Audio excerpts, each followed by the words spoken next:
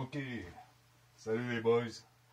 Ça fait longtemps qu'on me demandait de faire une vidéo sur mon Yeti que j'ai modifié, allongé. J'ai fait à peu près toutes les sauces possibles de moteur, de speed control, de cerveau de direction. J'ai essayé beaucoup de choses. Puis je suis rendu où est-ce que je suis rendu là en ce moment, donc un look le plus possible près du réalisme. J'ai beaucoup aimé le Losi qu'on a sorti dans les mois derniers qui ont passé. J'ai aimé son look, faut pas se le cacher, il est vraiment terrible. Le devant est très bien fait.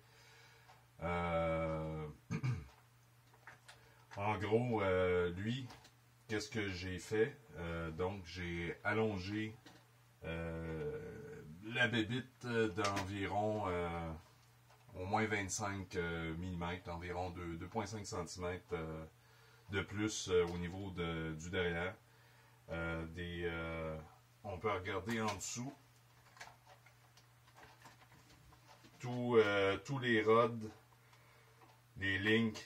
Je me suis trouvé à inverser aussi les bouts de l'essieu d'un quart de tour. Au lieu de l'avoir ici complètement dans le bas, je me suis trouvé à tourner vers l'intérieur pour me donner toute cette distance-là de disponible. C'est ça qui a permis d'allonger le Yeti. Par la suite, j'ai été obligé de modifier le drive shaft en arrière, de l'allonger lui aussi. C'est complètement une rod d'acier que j'ai acheté à un magasin de rénovation. Puis j'ai installé des bouts qui se vendent chez Hot Racing déjà pour le drive shaft arrière du Yeti.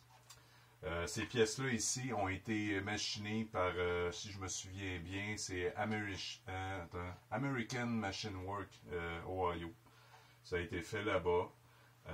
Les links en haut ont été faits chez un machine shop ici dans mon coin. Donc comme vous voyez, il y a une roue qui s'est enlevée parce que je suis après installé des roues de Losi sur mon Yeti. Donc ça prenait des hexagones de 20 mm. Que j'ai ici, mais par contre ils sont pas assez larges, donc il faut faire attention si jamais vous voulez faire cette modif là. Le hexagone de 20 mm comme ceux-là ici, c'est ceux du LST2 qui sont beaucoup moins larges, donc dans le milieu de la roue comme on voit ici, l'hexagone il se trouve être trop profond. Qu'est-ce que ça fait? Ben, c'est le centre de la roue, il va se trouver à aller frotter complètement au bout ici. Donc, ça me prend un hexagone plus épais. C'est pour ça que j'ai commandé ceux du Losi Super Recré, qui vont me permettre d'avoir la bonne profondeur d'hexagone.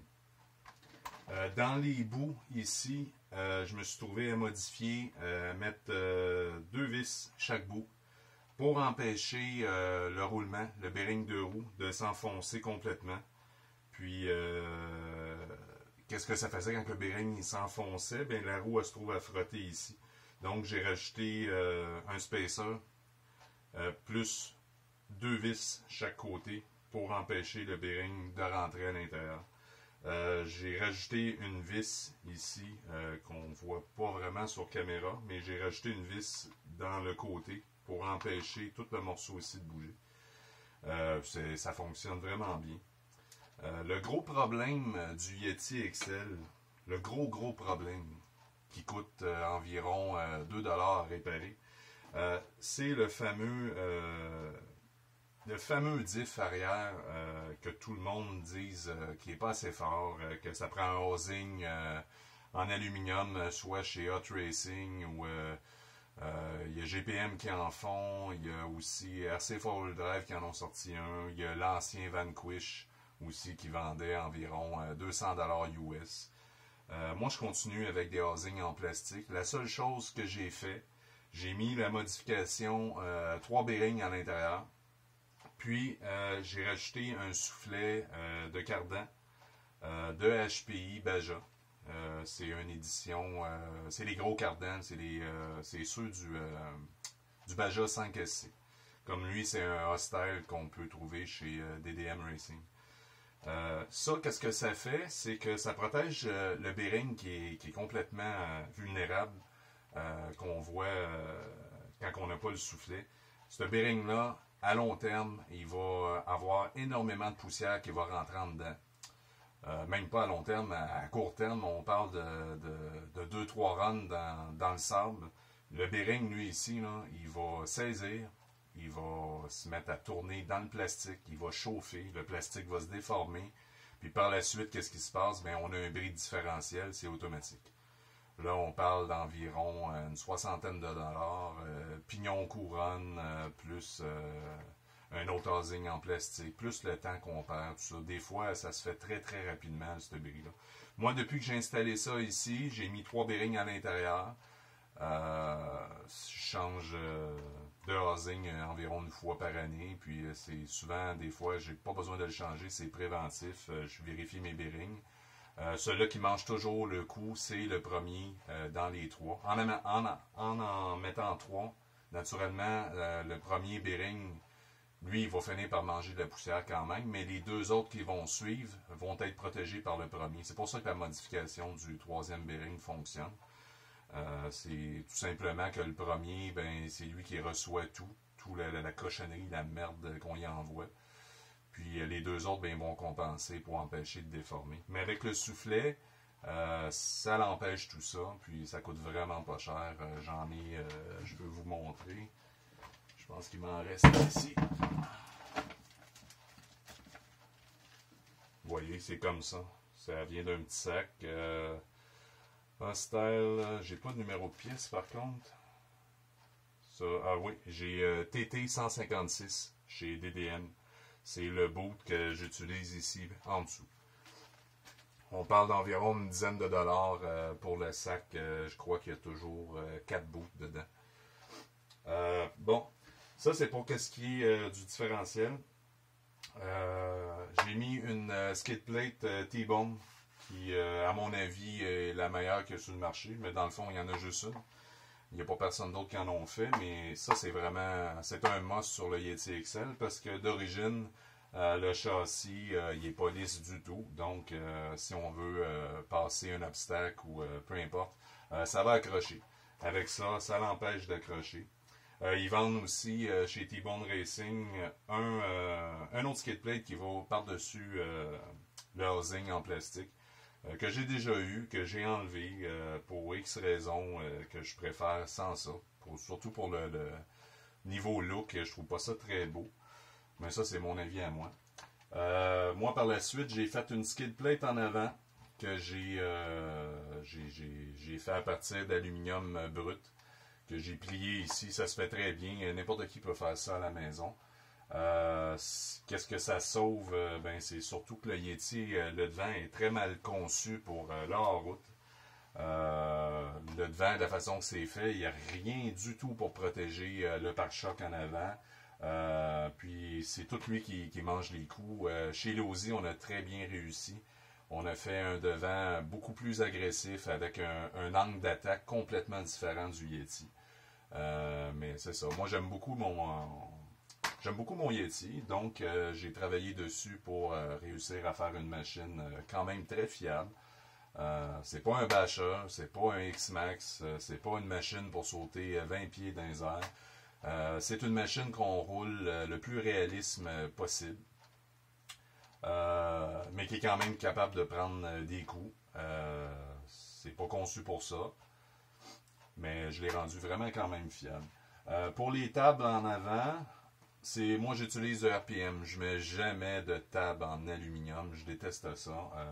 Pour moi, un auto téléguidé, ça prend des pièces que moi j'appelle fusibles. Donc des pièces qui sont capables de manger les coups, absorber les coups.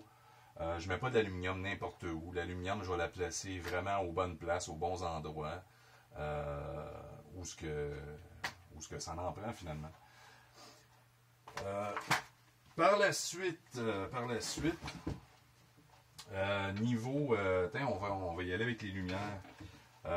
Tout le derrière ici, qu'on voit, les lumières sont fonctionnelles. C'est des LED très simples que j'ai fait, qui se branchent sur le 6 volts.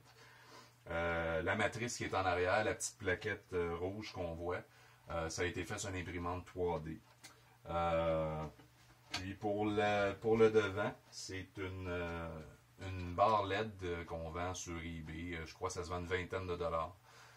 Par la suite, on peut trouver plusieurs bandes. Pardon, j'ai des bandes ici. Je devrais faire bouger les caméras. Mais j'ai des bandelettes de LED qu'on peut couper à la longueur qu'on veut. Puis on insère ça ici à l'intérieur.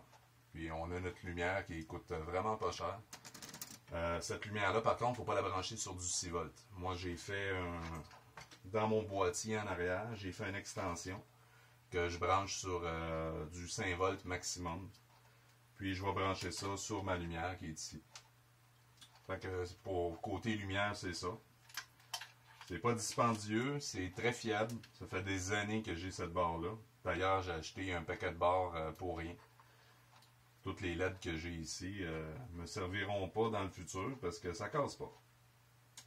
Donc, c'est ça.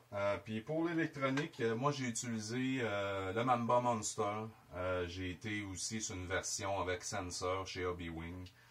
Que j'ai pas aimé beaucoup parce que moi je roule l'hiver, je roule dans l'eau, je roule dans des conditions pas terribles pour des moteurs sensor. Dans mon cas, à moi, ça n'a pas bien fonctionné.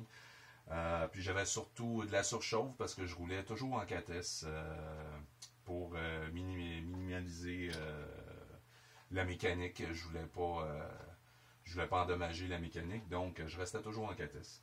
Cette année, qu'est-ce que j'ai fait? J'ai commandé le combo du Sen Reaper.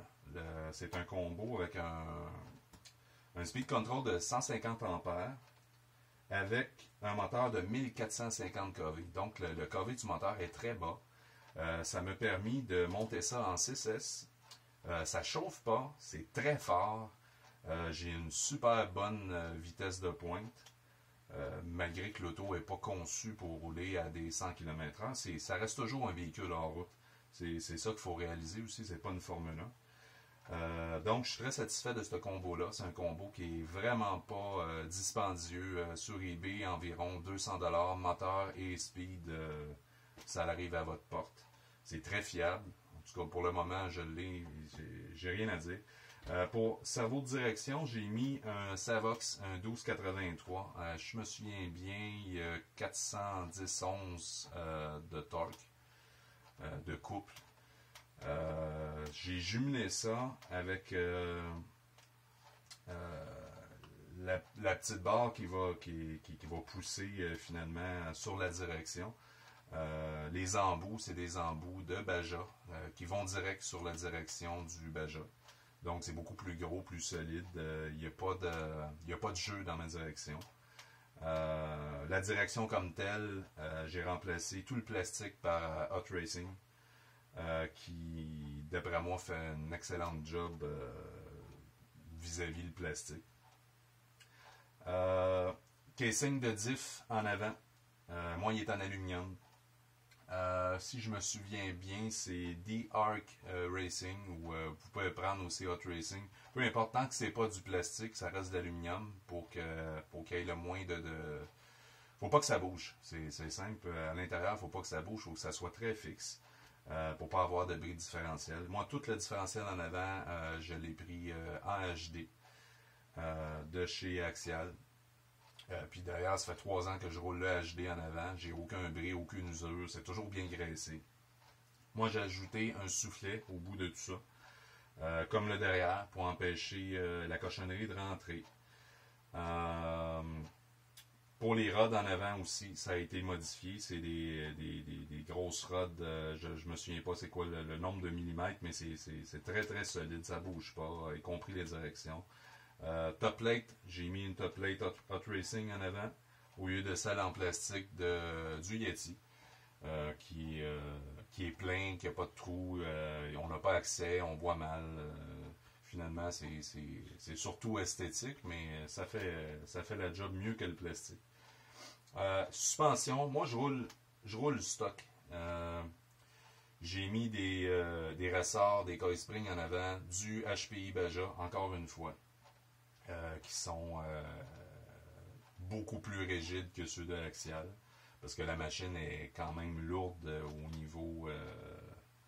niveau de l'ensemble. J'ai mis aussi des courroies de limitation pour la suspension, qui est vraiment nécessaire pour la machine.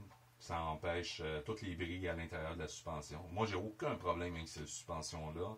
J'ai même encore les capes de tête qui sont en plastique. L'intérieur, j'ai mis des O-rings en caoutchouc, mais beaucoup plus épais que ceux d'origine. Ça coule pas. La base ici de ma suspension est en aluminium. Puis je roule, vous allez me trouver fou, là, mais je roule de la 10 seulement à l'intérieur. Donc, j'ai une suspension qui revient très vite parce que en hors-route, quand on roule, on veut que la roue retombe le plus vite possible au sol et non qu'elle reste grippée à l'intérieur. Donc pour moi, pour le setup que j'ai là, de la 10 à l'intérieur, ça suffit. J'ai de la 10 en avant et en arrière. À part de ça, j'ai mis des soufflets ici de cardan qui sont ceux du Revo, du Traxxas Revo. Donc je protège aussi mes copes puis les embouts de drive shaft. Il n'y a aucune usure depuis que je mets ça, je bourre toujours ça de graisse. Ça va vraiment bien. Puis en gros, ah oui, c'est vrai.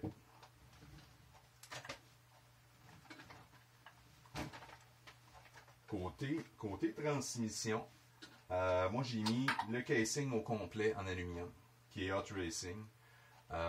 Support à moteur, c'est en aluminium aussi de Hot Racing.